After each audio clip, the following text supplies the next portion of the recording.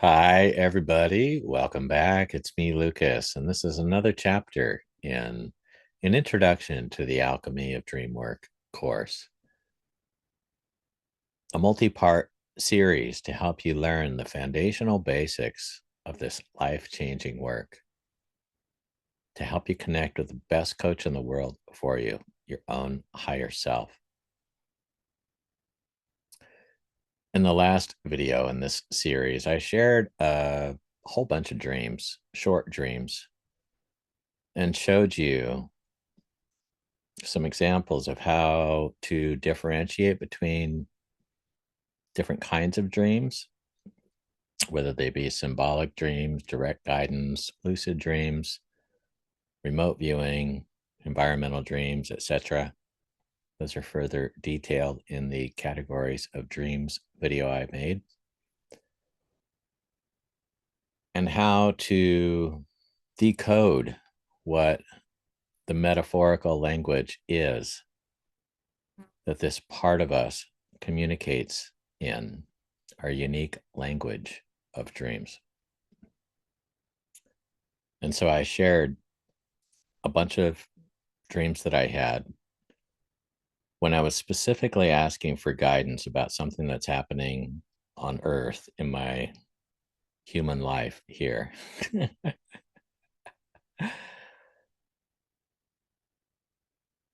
I wasn't sure if I should take this job or not and asked for guidance in my dreams. And so I had dream after dream after dream, many of which I shared in that last video, which showed me that this was an unnecessary distraction.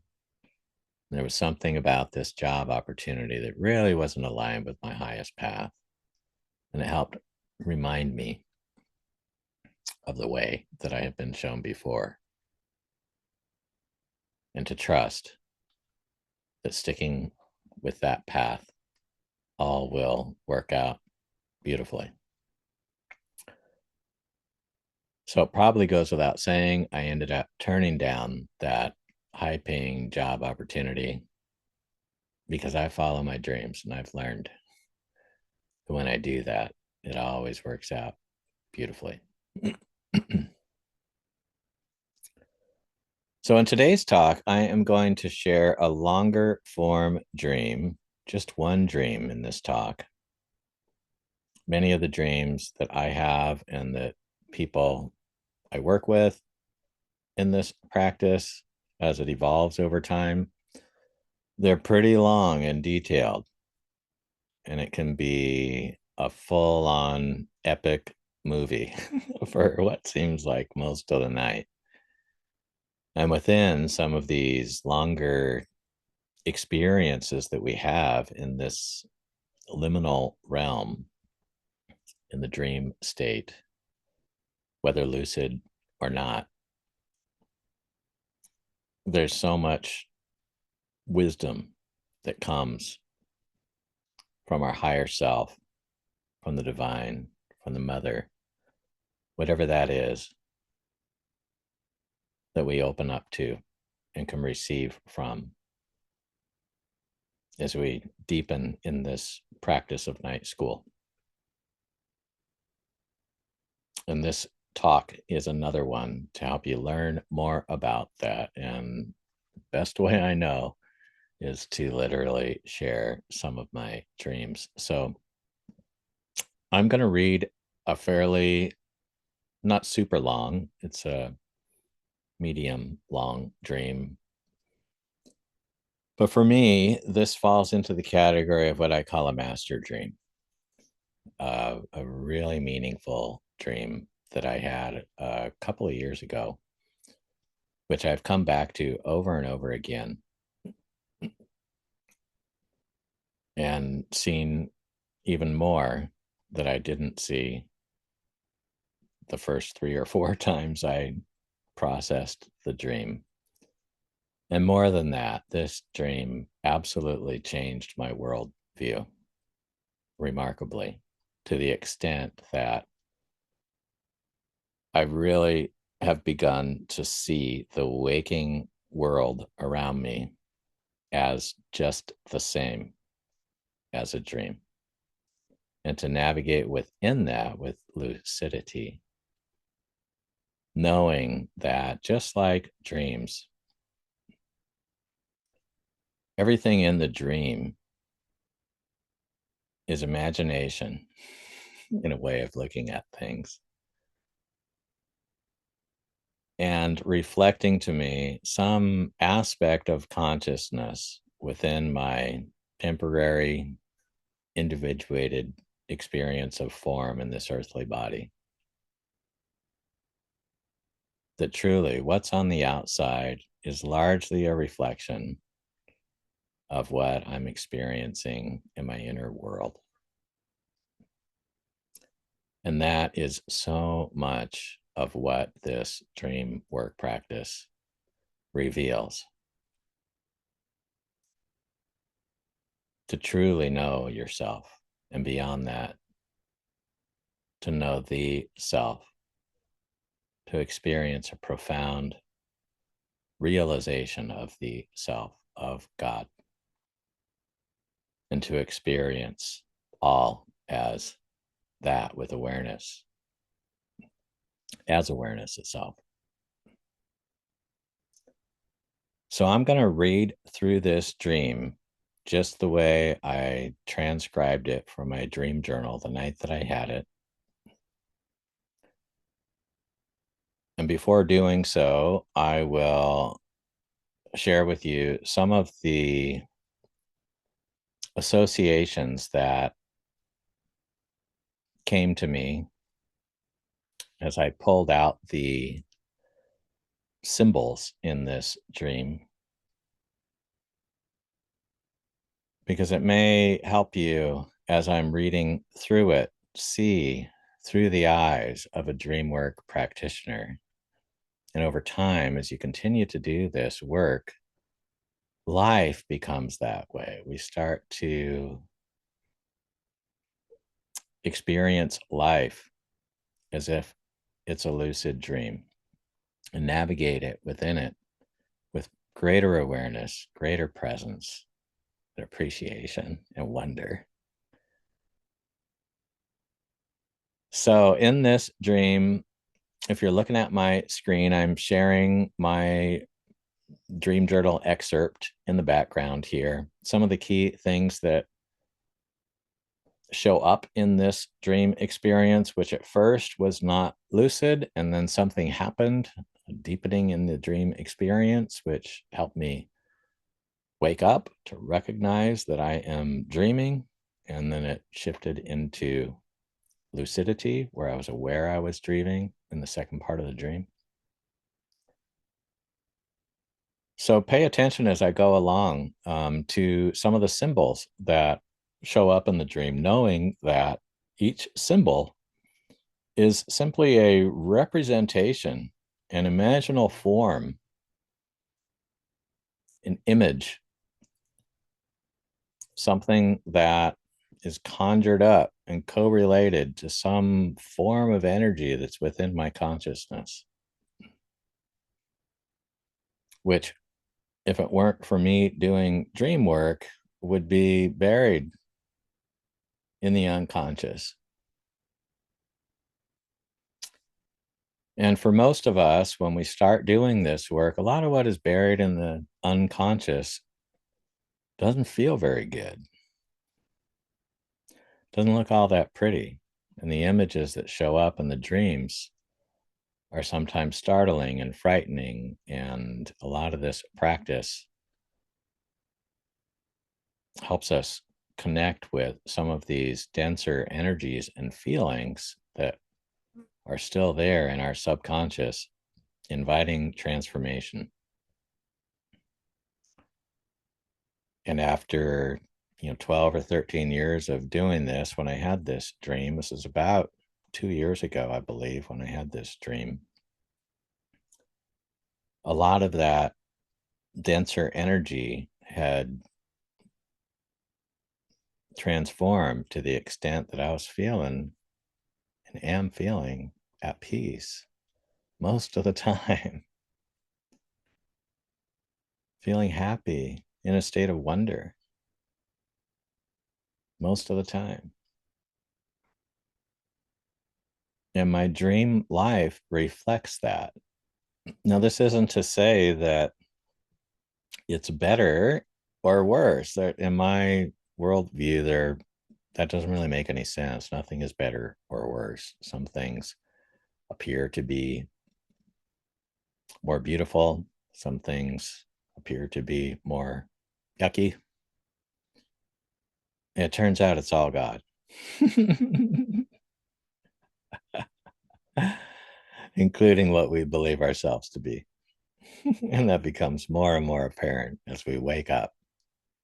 And this practice absolutely helps in that regard. So imagine as I'm sharing this dream, what some of these symbols might correlate to if they showed up in your dream. It's likely that they have a different meaning for you. And for me, in my own world view and dream language, when I feel a certain feeling, I connect with a certain aspect of consciousness, certain images and experiences show up. And this is how it plays out in my dream life. And it turns out the waking life or waking dream is very much the same.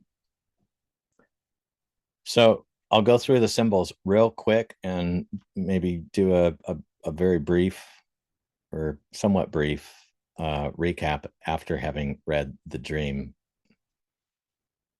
If you look at my screen, and again, no need to watch the screen during this whole talk, you'll get the essence of it without needing to read every word up on the screen as I'm reading them back to you. You can relax and listen to what I'm sharing with you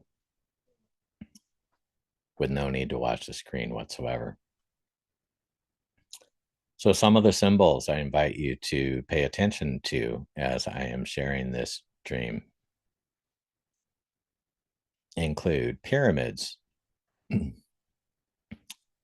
opening scene finds me in a place where there are pyramids. And for me, that points to my third eye,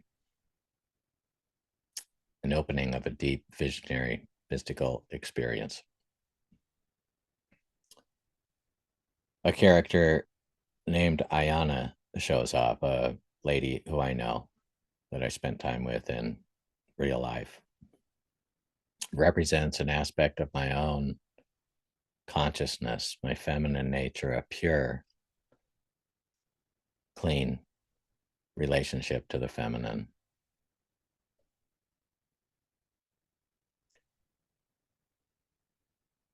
She and I both spent time in real life, both at a monastery and at her home in Guatemala.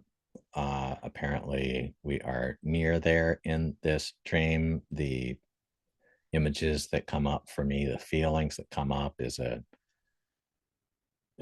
really clear state of consciousness, a time in which I was spending 3 months at a monastery doing qigong much of the day and had all kinds of magic happen while spending 3 months at this magical place called Lake Atitlan in Guatemala.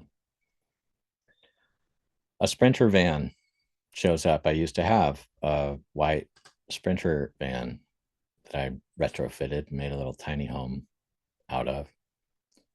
For me in dreams, the vehicles that I find myself in often represent my forward momentum in life, what's driving me in my life.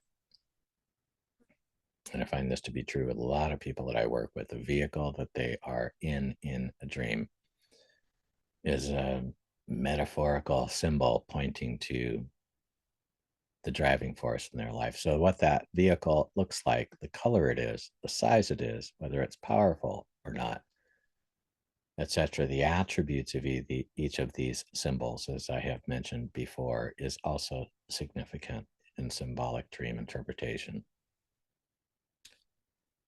I'm riding a bicycle, very well suited for the terrain that I'm on. Crystal City for me is something I have experienced a lot in my dreams and used to in the many years that I worked with ayahuasca and ayahuasca ceremonies. And for me, the crystal castles and cities that I find myself in represent the inner sanctum of my brain,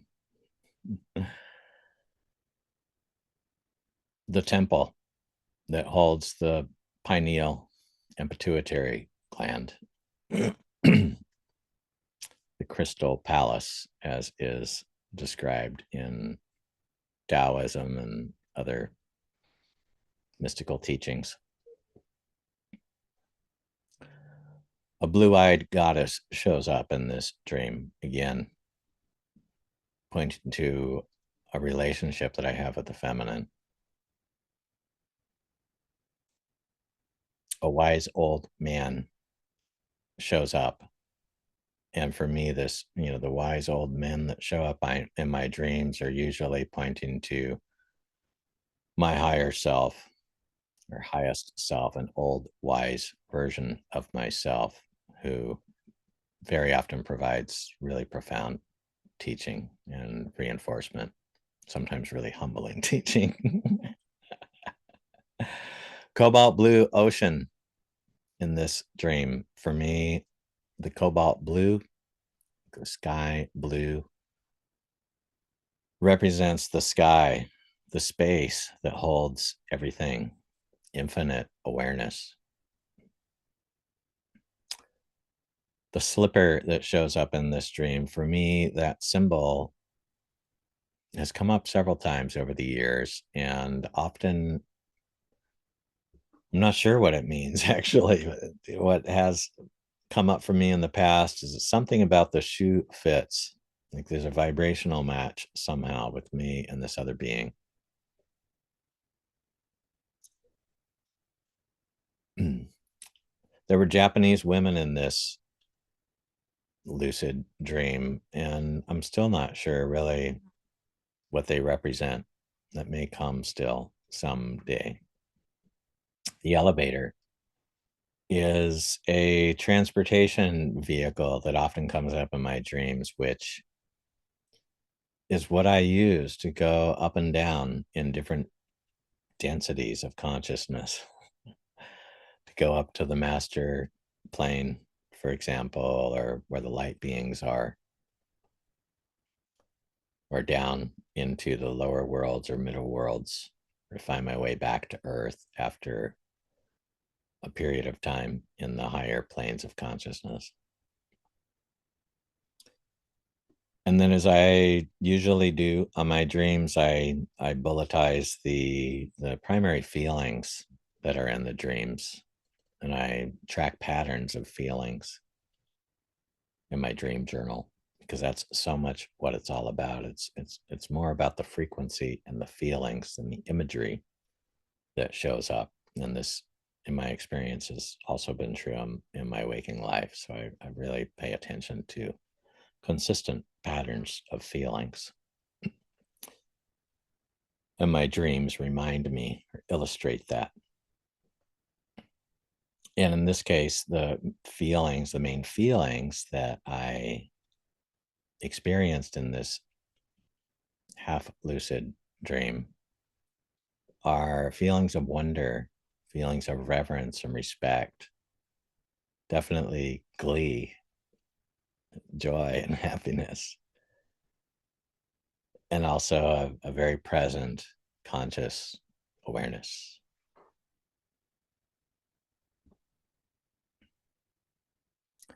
All right, so without any further ado, I am going to read this dream. So here it goes. I'm in a country somewhere that feels like Mexico or Guatemala, where the pyramids are. My friend Ayana, a beautiful medicine woman I spent time with while at the monastery in her home in Guatemala last year, approaches and sits down next to me on a fabric tapestry.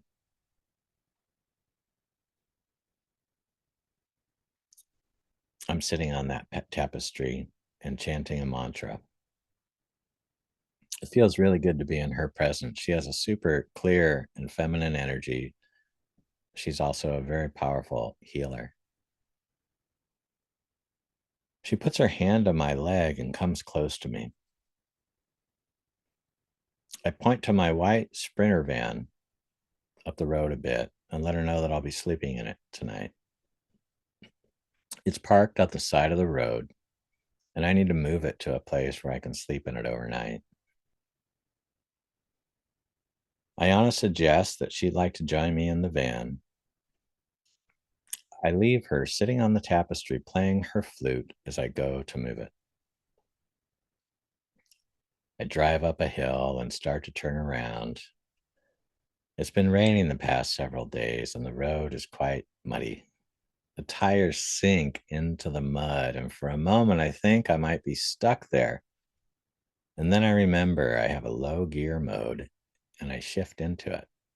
The tires get traction, and I easily pull out of the mud and start heading down the road.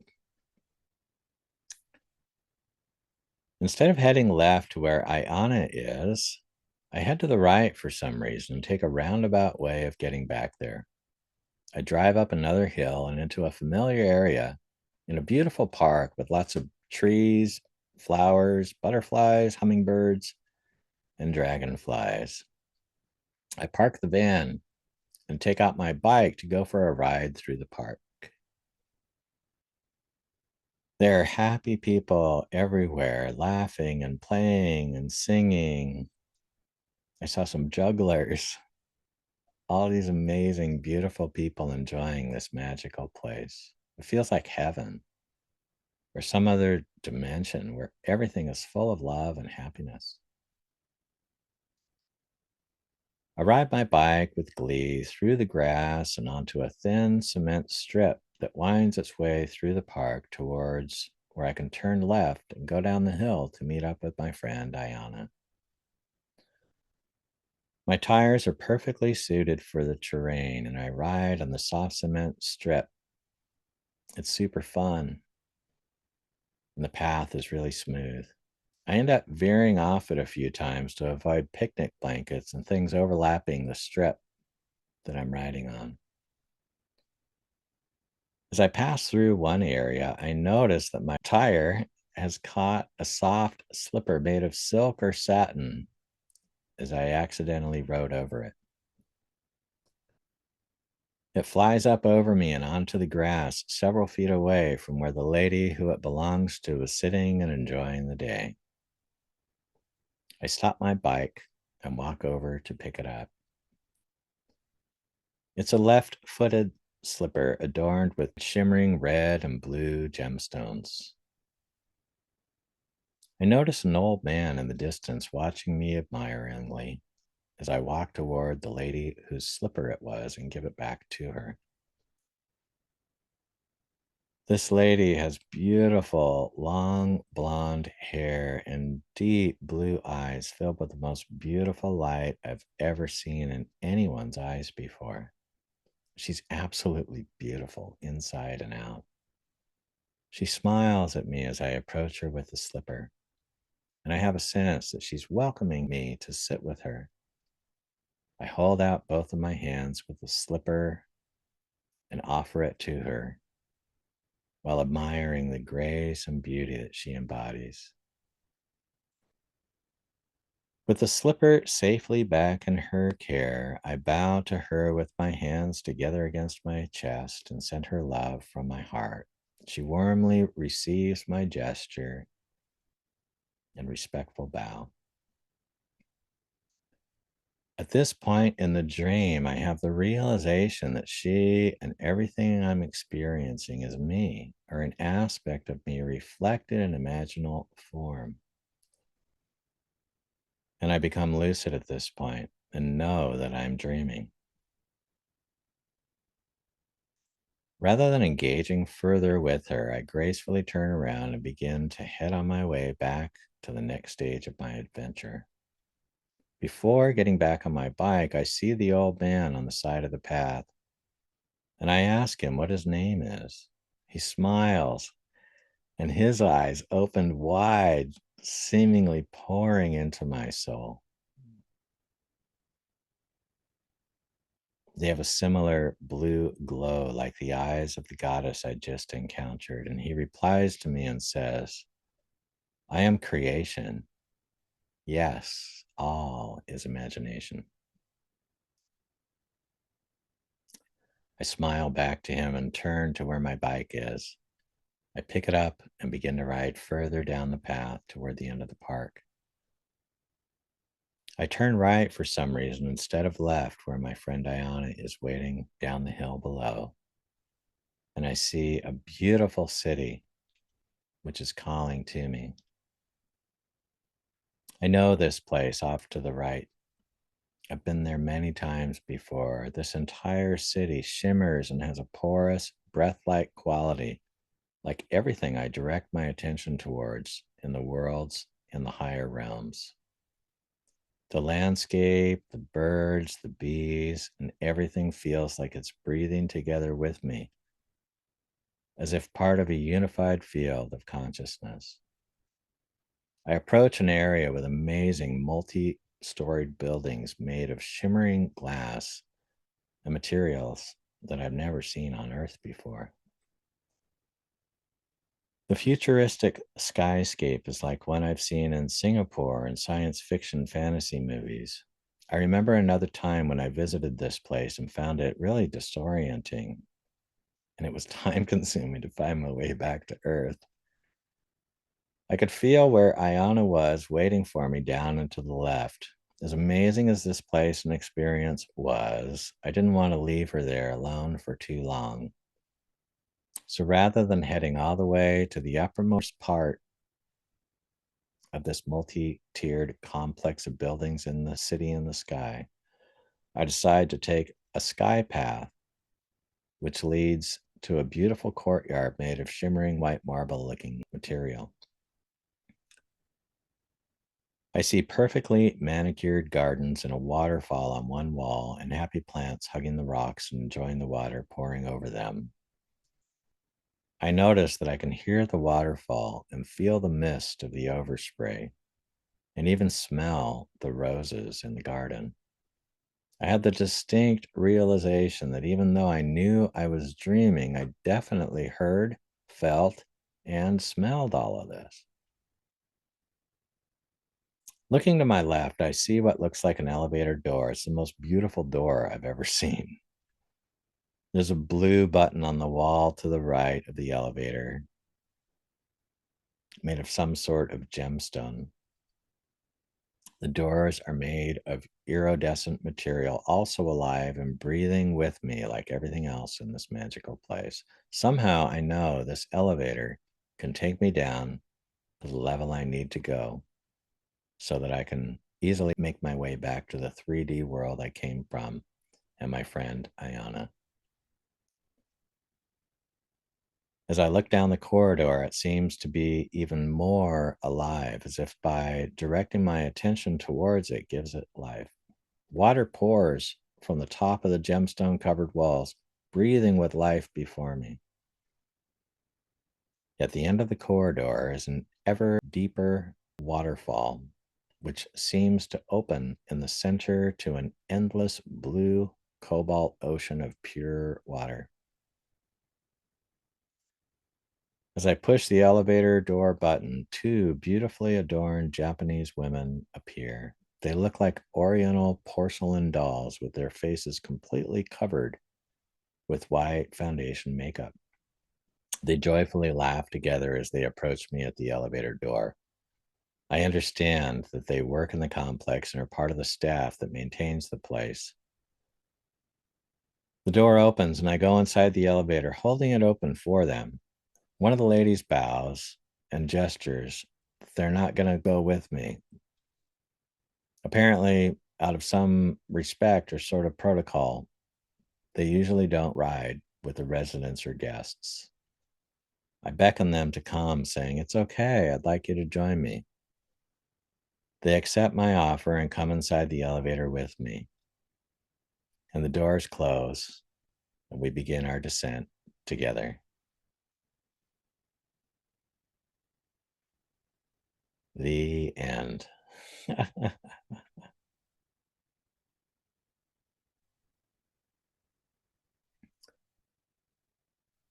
There's so much to this particular lucid dream. I feel like it may be best to invite you to consider what this metaphor and experience might mean for you.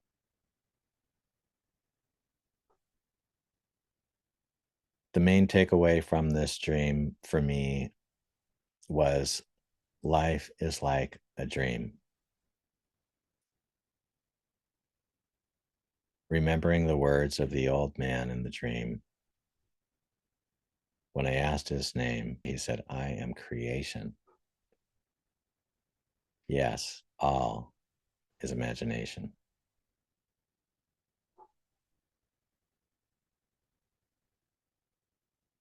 And the other main thing that sticks with me in this dream is the cobalt blue ocean at the end of this corridor. It seemed that it was calling me. That blue ocean of pure awareness is somewhere I would later return to in my dreams. And more in my meditation.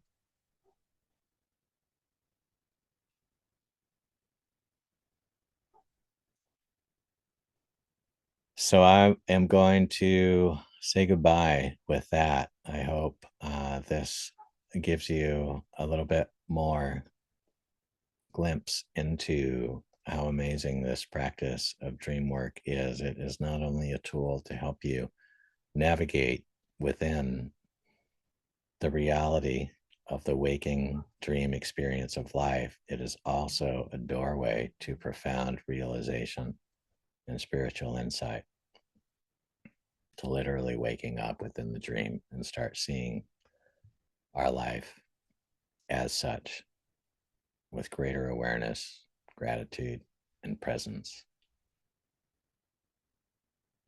And over time, we learn to consciously create in our lucid dreams that beautiful world our heart knows is possible. To quote again the words of Charles Eisenstein. So thank you again. Thank you for listening, for dreaming with me. Thank you for taking the time to open up to what this practice might bring into your life.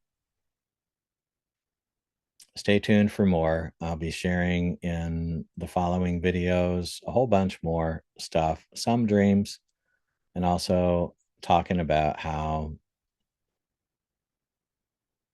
to navigate within lucid dreams, how to cultivate lucid dreams. We'll be talking about the synergy of psychedelic plant medicine or psychedelics in general and dreams, and a whole lot more. So stay tuned. Thanks for listening. Thanks for dreaming. Again, there's more info about this Dreamwork practice and dream informed coaching on my coaching website at eyesopendream.com. A whole bunch of resources there for you, books and links to videos and all kinds of stuff for your benefit. So keep on dreaming like your life depends on it, because it does.